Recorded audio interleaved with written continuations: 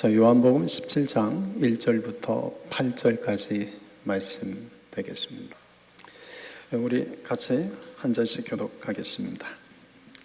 예수께서 이 말씀을 하시고 눈을 들어 하늘을 우러러 이르시되 아버지여 때가 이르러 싸우니 아들을 영화롭게 하사 아들로 아버지를 영화롭게 하게 하옵소서.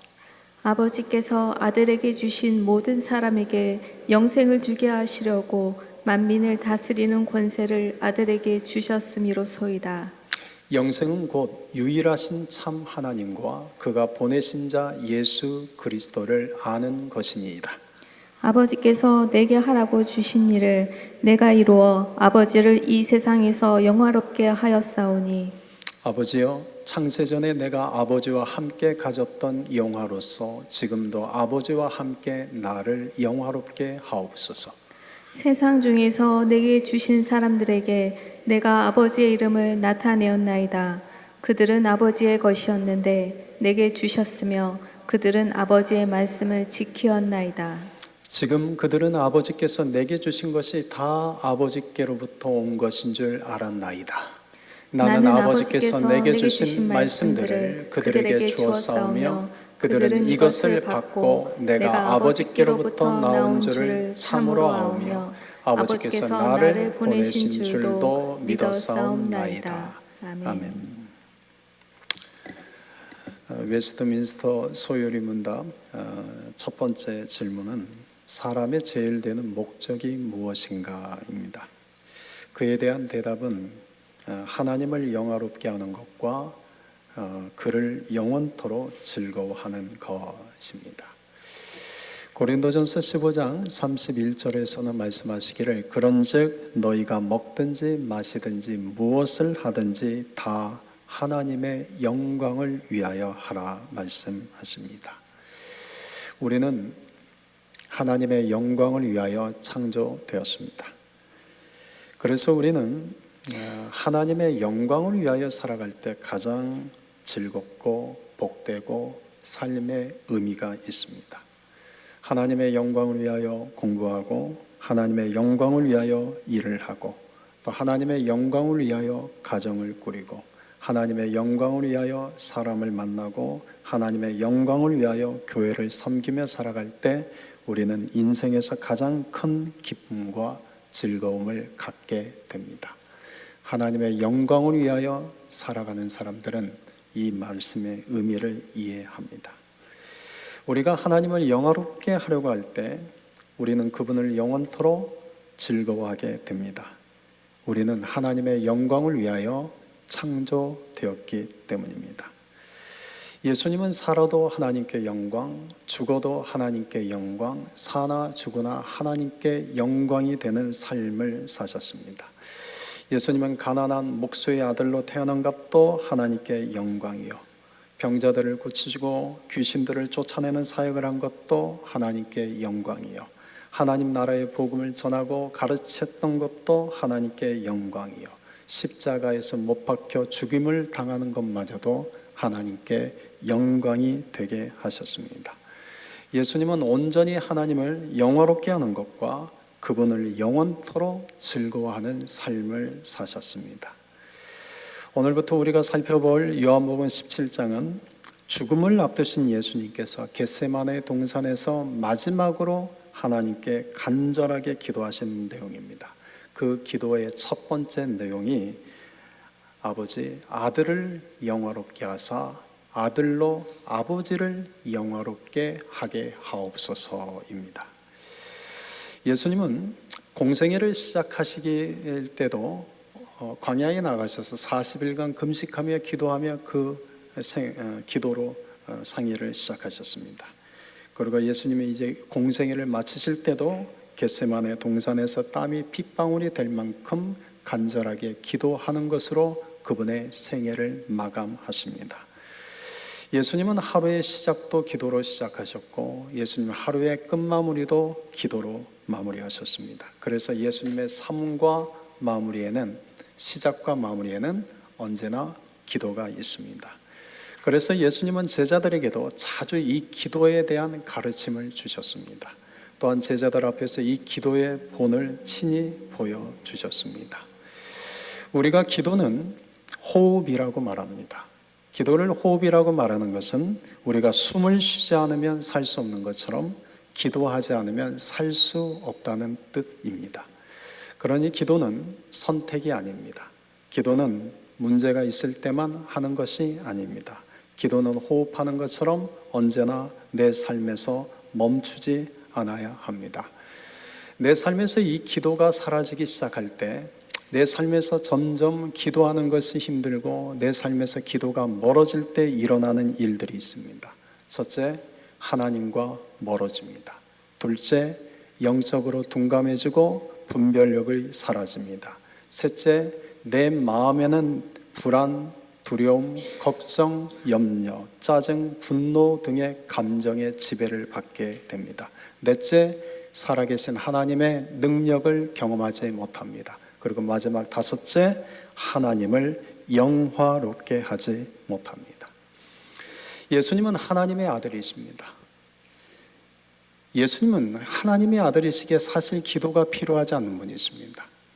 그런데도 예수님은 이 땅에 계시는 동안 언제나 늘 기도하셨습니다. 예수님께서 때로는 말씀을 전하고 가르치는 사역을 쉬신 적은 있습니다. 그러나 기도는 쉬신 적이 없으십니다. 예수님께서 때로는 사역을 멈추시고 쉬실 때는 있었지만 그분의 삶 속에서 단 한 번도 기도가 중단된 적은 없습니다. 사무엘 선지자의 표현처럼 예수님은 단 한 번도 기도를 쉬는 죄를 범하지 않으셨습니다. 이제 예수님은 3년이라는 짧은 공생애가 끝나갑니다. 이제 잡혀가실 것이요, 신문을 당하시고 채찍을 당하실 것이요, 사람들의 조롱과 멸시를 받을 것이요, 십자가에 고통스럽게 못 박혀 죽게 되실 것입니다. 여러분, 이런 상황을 앞두고 지금 예수님께서 하나님께 간절하게 기도하십니다. 그 내용이 요한복음 17장인데 여러분이 이런 상황이라면 여러분은 어떤 기도를 하겠습니까? 내 앞에 고난이 있고 내 앞에 어려움이 다가오고 심지어 내 목숨까지도 그 고난 앞에서 잃어버릴지 모르는 상황이 내 앞에 다가온다면 여러분은 이런 상황에서 어떤 기도를 하시겠습니까? 예수님은 이런 상황에서 자기 자신을 위해서 기도하지 않으셨습니다. 십자가가 내 앞에 있는데 그 앞에서 자기 자신을 위해서 기도하지 않으셨습니다. 예수님은 이런 상황 속에서도 하나님의 뜻과 우리를 위해서 기도하셨습니다. 그래서 요한복음 17장은 예수님의 중보 기도요, 예수님의 대제사장적 기도라고 부릅니다. 오늘부터 몇 주에 걸쳐서 이 예수님의 중보 기도라는 제목으로 요한복음 17장을 여러분과 함께 살펴보려고 합니다. 오늘은 그 첫 번째 시간으로 예수님이 첫 번째 하신 기도 내용을 가지고 함께 말씀을 나누겠습니다. 우리 다 같이 1절 같이 읽겠습니다. 1절입니다. 예수께서 이 말씀을 하시고 눈을 들어 하늘을 우러러 이르시되 아버지여 때가 이르렀사오니 아들을 영화롭게 하사 아들로 아버지를 영화롭게 하게 하옵소서. 예수님께서 지금 눈을 들어 하늘을 우러러 보시며 기도를 시작하십니다. 여러분, 기도는 사람을 바라보는 것이 아닙니다. 기도는 사람을 바라보는 시간이 아니라 하나님을 바라보는 시간입니다. 기도는 땅을 바라보는 시간이 아닙니다. 기도는 하늘을 우러러 바라보는 시간입니다. 우리는 늘 사람들과 땅을 바라보며 살아갑니다. 그러나 기도 시간만큼은 우리가 늘 바라보던 땅과 사람들이 아닌 우리의 시선을 돌려 하나님과 하늘을 바라보는 시간입니다. 사람들을 바라보거나 땅을 바라보면 절망적이고 어둡고 답이 없어서 깊은 한숨만 나오게 됩니다. 사람들을 바라보거나 나를 둘러싼 삶의 환경만 바라보면 내 마음이 답답하고 힘들 때가 많습니다.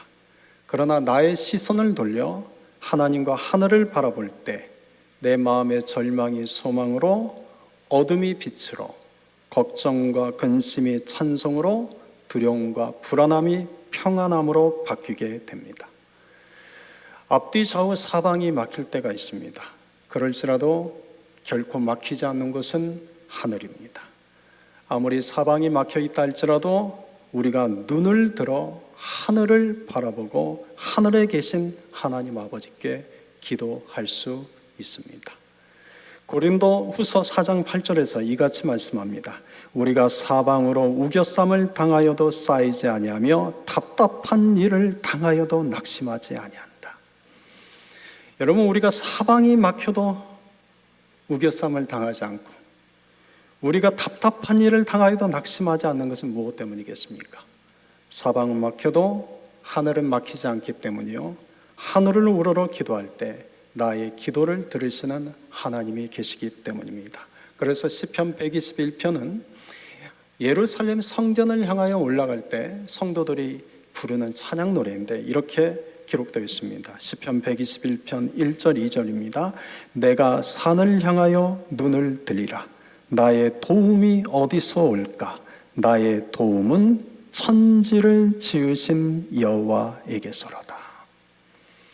이 땅에서 늘 사람을 바라보고 이 땅에서 늘 땅을 바라보며 한숨 짓고 좌절하고 절망하고 아파하고 괴로워하고 마음 답답하며 살던 인생들이 성전을 향하여 올라가는 그 순간 하늘을 바라봅니다.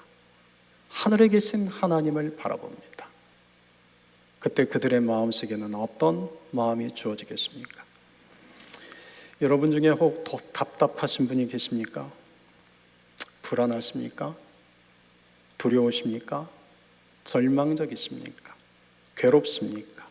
사방이 막혀 있습니까? 눈을 들어 하늘을 바라보십시오. 나의 도움이시요 나의 기도를 들으시는 하나님께 기도하십시오. 하나님의 나의 기도를 들으시고 나의 도움이 되실 것입니다. 예수님은 이렇게 기도를 시작하십니다. 아버지요. 이것이 예수님의 기도의 특징입니다. 예수님은 기도하실 때 언제나 아버지라고 부르며 기도를 시작하십니다. 예수님께서 제자들에게 이렇게 기도하라고 주기도문을 가르쳐 주셨습니다. 여러분, 그 주기도문의 첫 문장이 어떻게 시작되죠? 주기도문의 첫 문장이 우리 한국어 성경에는 하늘에 계신 우리 아버지요 라고 되어 있죠. 그런데 그리스 성경 원어 성경에는 이렇게 시작합니다. 아버지라는 단어로 시작합니다. 파티르, 헤몬, 호엔토이스. 파티르, 아버지라는 단어로 시작합니다. 우리가 하나님께 기도할 때 그 하나님이라는 아버지 앞에 다른 아름다운 미사오거나 다른 형용사를 붙이지 않아도 됩니다. 그냥 심플하게 아버지라고 부르기만 하면 됩니다. 여러분들은 여러분의 자녀들이 내게 들을 때 기분 좋은 말이 있습니까? 여러분은 자녀들에게 어떤 말을 들을 때 행복하십니까? 저는 제 세 아들에게 들을 때 가장 기분이 좋아지고 행복해진 말이 있습니다. 그것은 아빠라는 단어입니다. 저는 아들들이 아빠라고 부르면 너무 좋습니다. 전화를 해서 첫 마디 아빠 하면 너무나 행복합니다. 여러분, 사람인 저도 자녀들로부터 아빠라는 단어라는 말만 들어도 너무 기쁘고 행복한데 하물며 하늘에 계신 아버지 하나님은 얼마나 더 기쁘시겠습니까? 우리가 사람을 바라보고 땅을 바라보는 나의 시선을 돌려 하늘을 바라보며 그 하나님께 아버지, 때로는 아빠라고 부를 때 여러분, 하나님은 너무나 기뻐하시고 행복하실 것입니다. 기도는 피조물인 인간이 창조주인 하나님에게 올려드린 어떤 의식이 아닙니다. 기도는 아버지 하나님과 아버지께서 사랑하시는 자녀들 사이에 서로 주고받는 사랑의 대화입니다. 그래서 예수님께서 이런 말씀하셨습니다. 마태복음 7장 9절부터 11절까지 보면 너희 중에 누가 아들이 떡을 달라 하는데 돌을 주며 생선을 달라 하는데 뱀을 줄 사람이 있겠느냐. 너희가 악한 자라도 좋은 것으로 자식에게 줄 알거든 하물며 하늘에 계신 너희 아버지께서 구하는 자에게 좋은 것으로 주시지 않겠느냐.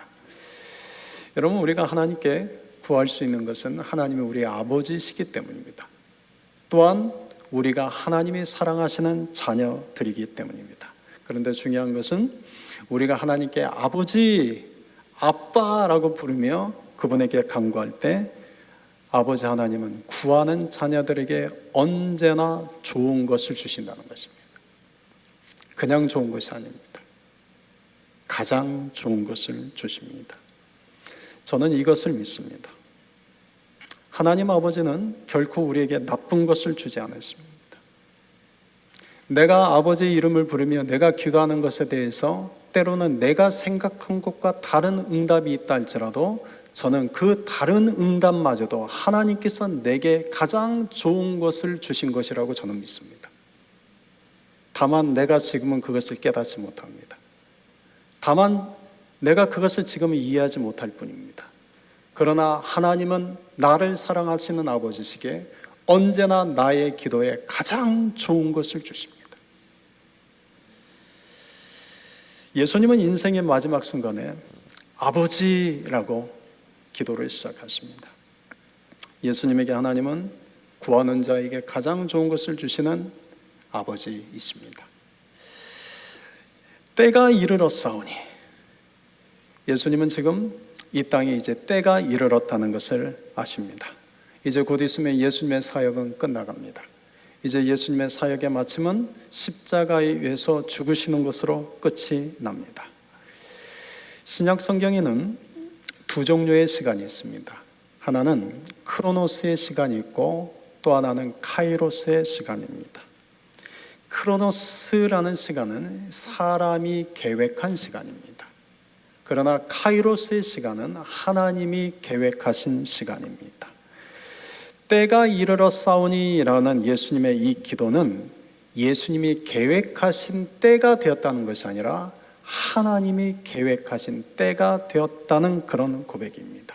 다시 말하면 예수님은 이 땅에 사시는 동안 온전히 인간으로 사셨지만 단 한 번도 예수님은 그분이 세운 크로노스의 시간을 따라 살지 않으셨습니다. 예수님은 온전히 하나님의 시간인 카이로스를 따라 사셨습니다. 그래서 예수님은 자신의 계획대로 살지 않고 하나님의 뜻을 따라 사셨고, 그래서 예수님은 언제나 하나님의 카이로스의 때를 기다리셨습니다. 여러분, 우리는 하나님의 때를 기다리지 못합니다. 우리는 하나님의 뜻을 따르려 하기보다 언제나 내가 계획하고 내가 정해놓은 내 시간표에 하나님이 응답해 주시길 바랍니다. 그래서 기도하는 것도 내가 기도하면서도 하나님의 때를 기다리며 기도하는 것이 아니라 하나님의 그 때에 맞춰 응답이 될 것을 기도하는 것이 아니라 내가 정해놓은 그 때에 하나님이 응답해 주시기를 바라며 기도합니다. 그러나 하나님은 결코 우리가 정해놓은 크로노스의 시간에 맞추지 않으십니다. 하나님이 계획하신, 하나님이 정해놓으신 카이로스의 시간에 맞춰 하나님은 응답하시고 일하십니다. 예수님은 이 하나님의 때를 아셨습니다. 그러나 우리는 하나님의 때를 알지 못합니다. 지금 이 일을 하면 되는 때인지, 지금 이 일을 멈춰야 하는 때인지, 지금 이 말을 해야 하는 때인지, 지금 이 말을 하지 않고 좀 더 참고 인내해야 할 때인지, 내가 지금은 좀 더 참고 기다려야 될 때인지, 아니면 지금은 내가 뭔가 행동을 취해야 될 때인지 우리는 그 때를 알지 못합니다.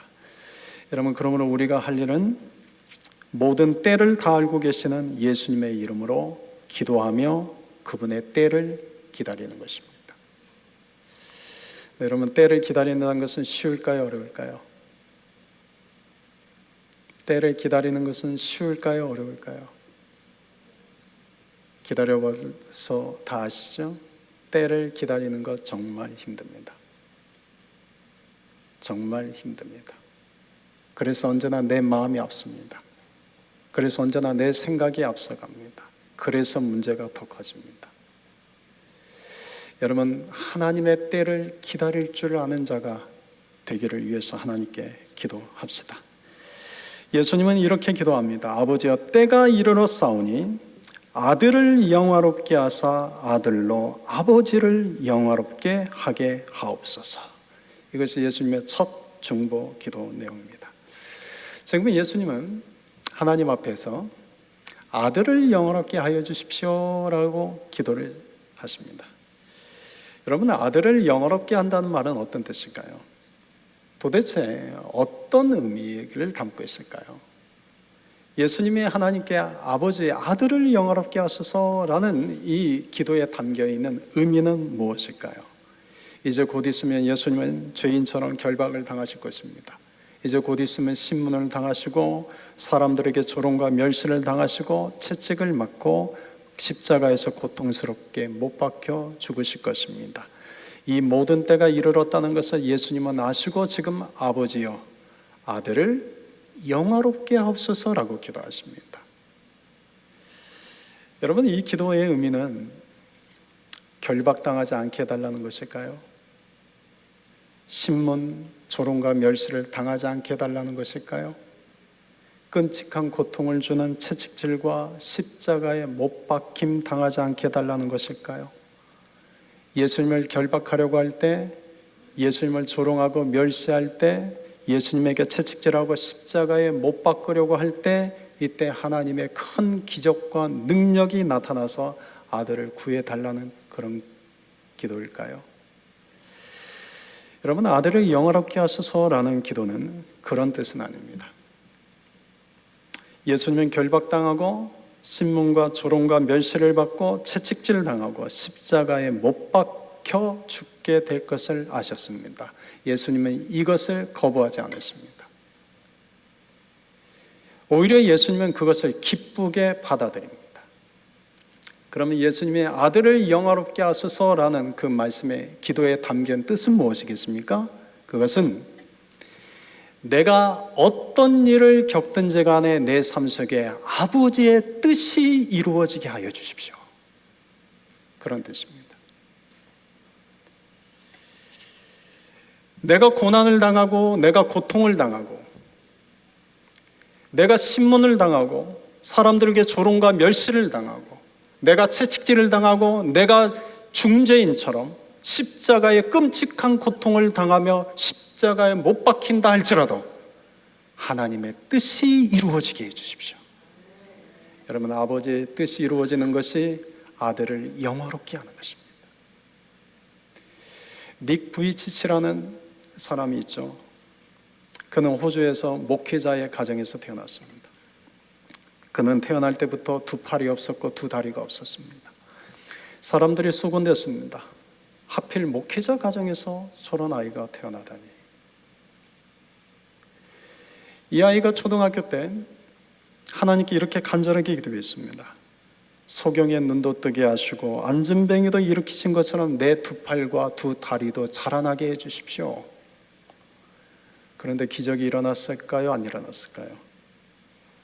아이가 아무리 간절하게 기도했는데도 두 팔과 두 다리는 자라나지 않았습니다. 그래서 그는 사춘기 때 3번이나 자살을 시도했습니다. 그랬던 그가 사람들에게 삶의 희망을 전달해주는 복음의 전도자가 됩니다.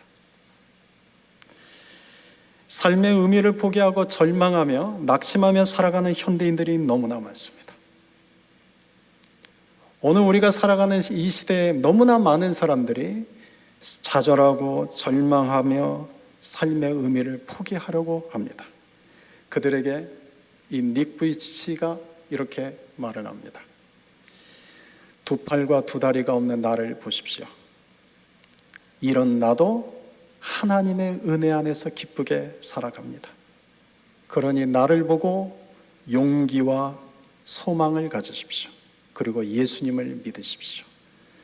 예수님이 나 같은 사람도 이렇게 기쁘게 살아가게 하시는데 여러분은 더욱 기쁘게 살아가게 하실 것입니다.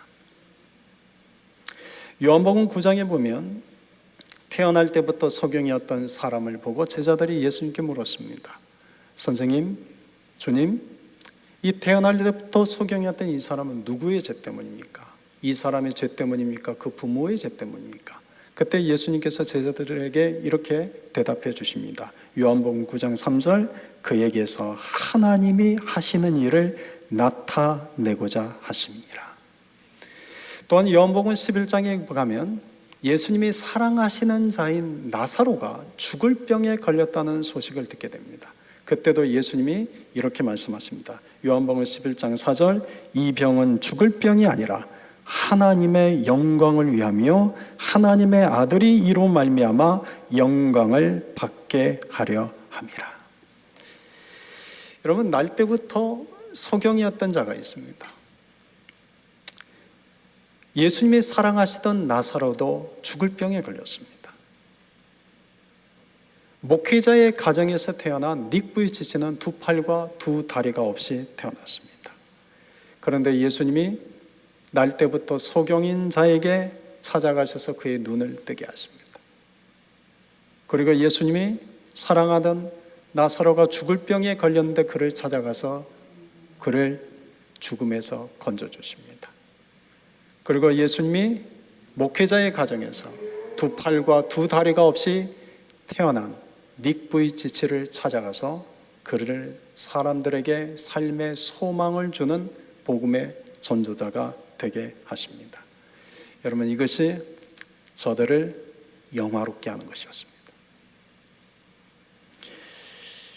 여러분, 날 때부터 소경인 자의 눈을 뜨게 하시고 죽은 나사로를 살리신 것처럼 우리 삶의 어떤 문제나 우리 삶의 어떤 고통스럽고 괴롭은 일들을 주님이 해결해 주심을 통해서 우리를 영화롭게 하실 때도 있습니다.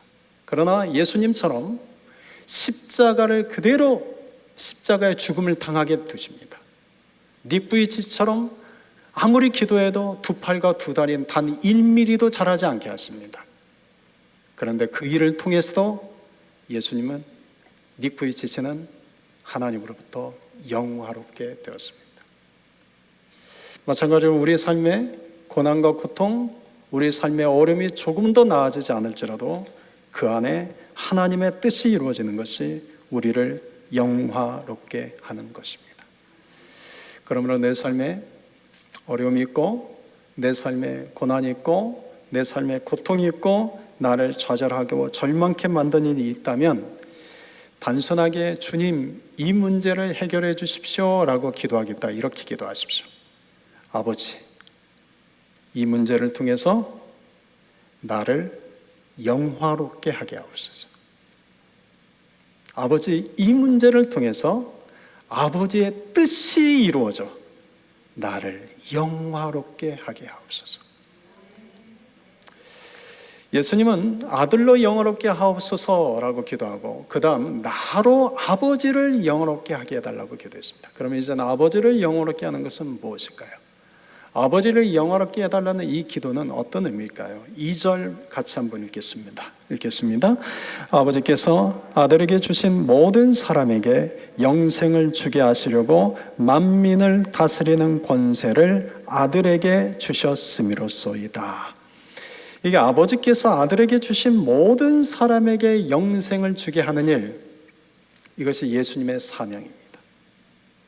4절과 5절에서 예수님이 이렇게 기도하십니다. 4절 5절 같이 읽겠습니다. 아버지께서 내게 하라고 주신 일을 내가 이루어 아버지를 이 세상에서 영화롭게 하였사오니 아버지여, 창세전에 내가 아버지와 함께 가졌던 영화로서 지금도 아버지와 함께 나를 영화롭게 하옵소서. 아버지께서 내게 하라고 주신 일, 이게 사명이죠. 이 사명을 내가 이루어 아버지를 이 세상에서 영화롭게 하게 하옵소서. 다시 말하면 여러분, 이 땅에서 주님이 나에게 주신 그 사명을 이루는 것이 아버지를 영화롭게 하는 것이라는 뜻입니다. 나의 삶 가운데 아버지의 뜻이 이루어지는 것이 아들을 영화롭게 하는 것이라면 나를 통하여 나에게 주신 그분의 사명을 이루는 것이 곧 아버지를 영화롭게 하는 것입니다. 그렇다면 이 사명은 구체적으로 무엇을 의미할까요? 여러분, 하나님은 우리에게 모두 사명을 주십니다. 가정에서 우리는 부모로서의 사명이 있습니다. 직장에서도 우리는 저마다 주어진 그 자리를 주어진 사명이 있습니다. 교회에서도 각 직분에 따라 주어진 사명이 있습니다. 또한 세상 속에서 우리는 각자에게 주어진 사명이 있습니다. 그렇다면 구체적으로 이 사명이란 무엇일까요? 여러분, 사명에 대해서 오해하지 맙시다. 사명하면 우리는 일이라고 생각합니다. 사명은 내가 섬기고 봉사하는 어떤 일 그 자체가 아닙니다. 사명의 핵심은 아버지께서 나에게 맡기신 사람들을 살리는 일입니다. 다시 말하면 일을 잘하는 것이 사명이 아니라 사람을 살리는 것이 사명이라는 뜻입니다. 부모는 가족을 살리는 사명이 있습니다. 직장인은 직장에서 직장에 속한 사람들을 살리는 사명이 있습니다. 직분자는 교회에서 성도를 살리는 사명이 있습니다. 성도는 세상에서 세상에 있는 사람들을 살리는 사명이 있습니다. 이처럼 사람을 살리는 것이 우리에게 주신 사명입니다. 그러므로 사명을 바르게 행하는 자는 사람을 살리는 자입니다. 결코 일 잘하는 자가 아닙니다. 예수님은 자신을 믿고 따르는 사람들을 일컬어 오늘 아버지께서 아들에게 주신 모든 사람이라고 말씀합니다. 그리고 6절에서는 세상 중에서 내게 주신 사람들이라고 말씀합니다. 그리고 9절과 24절에서도 내게 주신 자들이라고 말씀합니다. 여러분, 우리가 살아가는 모든 삶의 자리에서는 하나님께서 나에게 주신 사람들이 있습니다. 가정에서도 나에게 맡기신 사람들이 있고, 일터에서도 나에게 맡기신 사람들이 있고, 교회 안에서도 나에게 맡기신 사람들이 있고, 또한 세상 속에서도 나에게 맡기신 사람들이 있습니다. 그 맡기신 사람들을 살리는 자가 되는 것이 우리에게 주어진 사명이요, 이 사명을 이루는 것이 곧 아버지를 영화롭게 하는 것입니다. 예수님은 이 사명을 감당하기 위해서 묵묵히 십자가의 길을 걸어갔습니다. 십자가의 죽음 앞에서도 결코 흔들리지 않고 묵묵히 십자가를 바라보며 걸어갔습니다. 여러분, 사명이 있는 사람은 흔들리지 않고 묵묵히 자기 길을 걸어갑니다. 그런데 사명과 함께 주어지는 것이 있습니다. 사명과 함께 우리에게 주어지는 것이 바로 권세라는 것입니다. 오늘 본문 2절 하반절에 보면 예수님에게 주어진 권세를 이렇게 기록하고 있습니다. 만민을 다스리는 권세를 아들에게 주셨음이로소이다. 만민을 다스리는 권세, 다시 말하면 사람을 다스리는 권세를 주셨다는 겁니다. 사명이 있는 자에게는 반드시 권세를 주십니다. 우리는 세상 속에서 나에게 맡겨주신 사람들을 살리는 사명이 있기에 우리에게는 누구에게나 다 사람을 다스리는 권세를 주셨습니다. 여러분, 우리가 가진 가장 큰 권세는 하나님의 자녀가 되었다는 권세입니다. 우리가 하나님의 자녀가 되었기에 우리에게 맡겨주신 사람들을 살리는 그 사명을 감당할 때 그들을 다스릴 수 있는 권세를 우리에게 주신 겁니다. 여러분, 이 권세는 사람을 살리는 사명을 위해서 주어진 것입니다. 그렇다면 우리가 어떻게 이 권세를 가지고 사람을 살릴 수 있을까요? 우리가 어떻게 이 사람을 다스리는 권세를 가지고 사람을 살리는 사명을 이룰 수 있을까요? 6절부터 8절까지 말씀입니다. 우리 같이 한번 길지만 함께 읽어봅시다. 세상 중에서 내게 주신 사람들에게 내가 아버지의 이름을 나타내었나이다. 그들은 아버지의 것이었는데 내게 주셨으며 그들은 아버지의 말씀을 지켰나이다. 지금 그들은 아버지께서 내게 주신 것이 다 아버지로부터 온 것인 줄 알았나이다. 나는 아버지께서 내게 주신 말씀들을 그들에게 주었사오며 그들은 이것을 받고 내가 아버지께로부터 나온 줄을 참으로 아오며 아버지께서 나를 보내신 줄도 믿었사옵나이다. 아멘. 여러분, 6절부터 8절까지의 본문 중에 제가 여러분들에게 말씀드린 부분을 언더라인을 한번 쳐보십시오.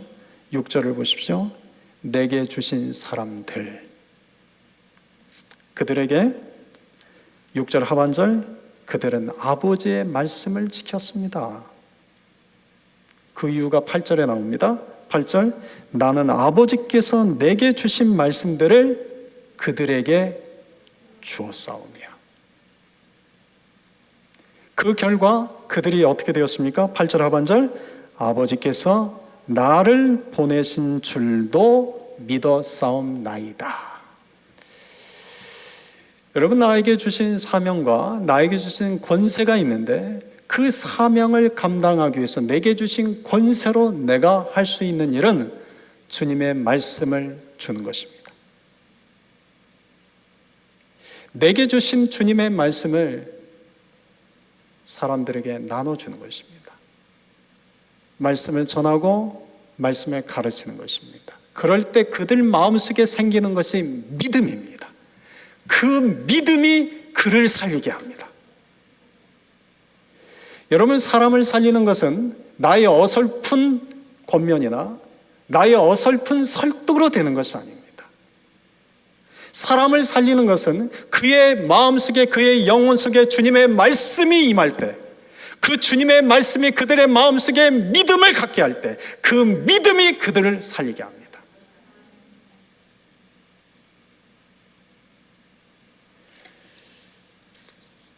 로마서 10장 17절, 우리가 너무나 잘 아는 말씀이죠. 믿음은 들음에서 나며 들음은 그리스도의 말씀으로 말미암느니라. 여러분, 우리는 때를 얻든지 못 얻든지 속으로 이 마음을 가지셔야 됩니다. 나는 사람 살리는 사명이 있다. 그리고 하나 더 확신하셔야 됩니다.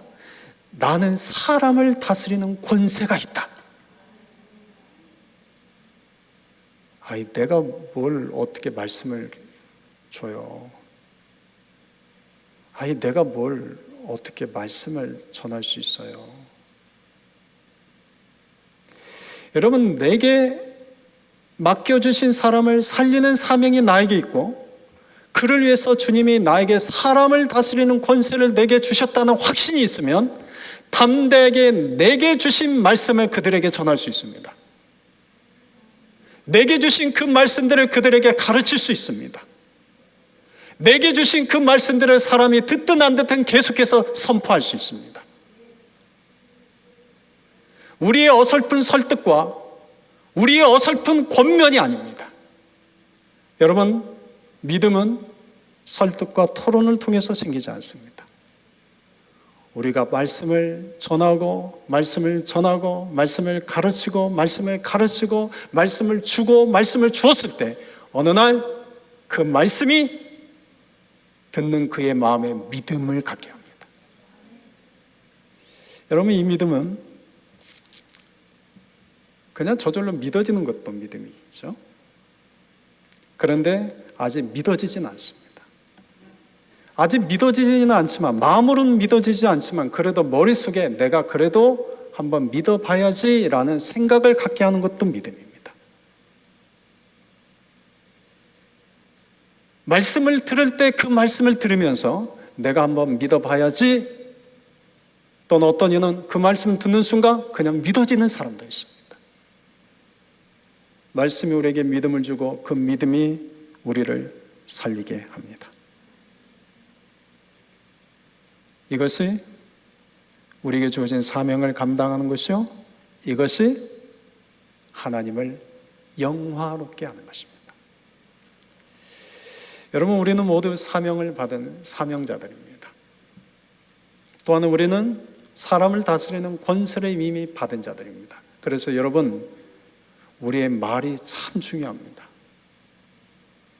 우리의 말 한마디가 사람에게 주는 영향력이 큰 것은 우리가 사람을 다스리는 권세가 있기 때문입니다. 그러니 우리 입에서 어떤 말을 하느냐가 중요합니다. 우리의 입에서 나오는 그 말이 사람을 살리는 말일 수도 있고, 우리 입에서 나오는 그 말이 사람을 미혹시키는 말일 수도 있고, 우리의 입에서 나오는 그 말이 사람에게 힘과 용기를 주는 말일 수도 있고, 우리 입에서 나오는 그 말이 사람의 영혼을 죽이는 말이 될 수도 있습니다. 그거는 사람을 다스리는 권세가 우리에게 있기 때문입니다. 그러니 여러분, 내 입에서 나오는 말로 누군가를 설득하려 하기보다 그저 하나님의 말씀을 가르치십시오. 사람은 오해가 많습니다. 그래서 상처도 받게 되고, 사람은 그래서 사람과 사람 사이에 벽도 세우게 됩니다. 여러분, 부부간에도 수십 년 살아도 오해합니까, 안 합니까? 여러분들 빼고요. 여러분들은 눈빛만 봐도 다 아시죠? 다른 사람들은 그래요. 아무리 부부 수십 년을 같이 살아도 말하는 것을 오해를 합니다. 여러분, 부모는 자식의 눈빛을 보면 알죠? 그런데 부모도 자식에 대해서 오해합니까, 안 합니까? 자식은 부모에 대해서 오해합니까, 안 합니까? 하물며, 여러분, 하물며 인간이 모인 이 자리에서 우리는 서로 오해할까요, 안 할까요? 오해할까요, 안 할까요? 그 오해 때문에 벽을 쌓을까요, 안 쌓을까요? 그 오해의 벽 때문에 스스로 상처받기도 하고 남을 상처를 주기도 합니다. 그런데 나중에 만나서 이야기를 하다 보면 그거 아니었네? 그거 별거 아니었는데? 여러분, 이것이 우리입니다. 그런데 놀라운 복음은 그런 우리에게 주님의 말씀이 선포되면 그 말씀은 우리에게 오해를 갖지 않게 합니다. 여러분, 주님의 말씀이 우리에게 선포되면 그 말씀은 우리 안에 있는 그 모든 오해의 벽을 깨버리십니다. 주님의 말씀은 우리 마음에 있는 모든 어둠과 우리 마음에 있는 모든 더러움까지도 깨끗하게 씻어주십니다. 그리고 예수님을 믿게 합니다. 예수님밖에 없습니다. 예수님밖에 없습니다. 예수님만이 나를 살리시는 분이십니다. 예수님만이 내 가정을 살리시는 분이십니다. 예수님만이 우리 공동체의 희망이십니다. 예수님만이 이 땅에 참된 소망이십니다. 믿음이 생깁니다. 언제요? 말씀을 들을 때입니다. 그 믿음이 우리를 살립니다. 그 믿음이 나를 살리고, 그 믿음이 내 가정을 살리고, 그 믿음이 우리 공동체를 살립니다. 그 믿음이 이 땅을 살립니다. 사랑하는 성도 여러분, 오늘 예수님이 이 땅에서 마지막으로 하신 이 짧은 문장의 기도, 아버지, 아들을 영화롭게 하사 아들로 아버지를 영화롭게 하소서. 여러분, 그 안에 담겨있는 의미가 얼마나 크고 중요한지 모릅니다. 여러분, 우리는 모두 다 사명을 받은 사명자들입니다. 우리는 모두 다 사람을 다스리는 권세를 받은 자들입니다. 우리가 사람 살리는 사명을 감당하기 위해서 여러분, 우리가 부지런히 전하고 나눠야 될 것은 그분의 말씀입니다. 그 말씀이 믿음을 주고 그 믿음이 사람을 살리게 합니다.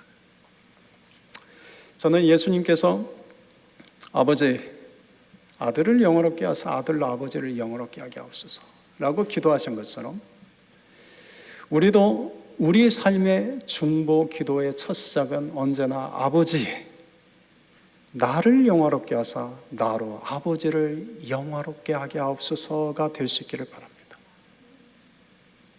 그래서 여러분을 위해서 제가 이렇게 기도하고 싶습니다.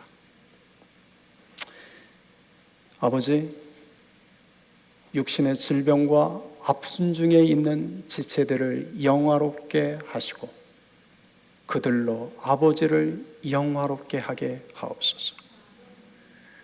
아버지, 삶의 어려움과 삶의 아픔과 고통 중에 있는 지체들을 영화롭게 하시고 그들로 아버지를 영화롭게 하게 하옵소서.